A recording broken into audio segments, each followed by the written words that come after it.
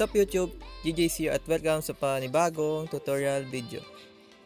Ito guys ay quick tutorial lang. So, today ay ituturo ko sa inyo kung paano mag-install ng Instagram na dark mode. Alam ko guys, marami nang nag-aabang nitong dark mode sa Instagram. So, tuturo ko sa inyo kung paano siyang i-download and install. First is, punta kayo sa browser. Itong link na ito ay ilalagay ko na lang sa description. So, ito guys, tuturo ko sa inyo kung paano i-download. Ito lang ang gagawin nyo guys. Tap nyo lang tong download APK. Ayan. Yan lang kabilis guys. Yan, download.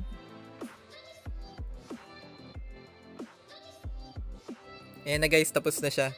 So, tap nyo ngayon yan and install.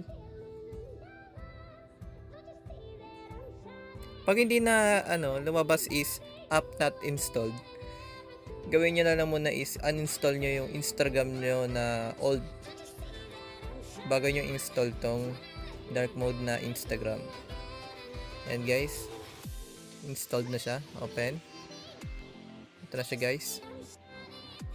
Ayan guys, quick tutorial lang, ganyan lang kabilis. Dark mode na siya. Ayan guys. So yun lang guys, quick tutorial lang.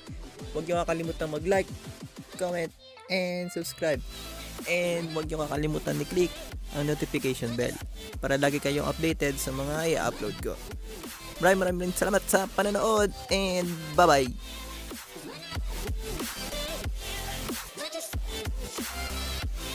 Yeah.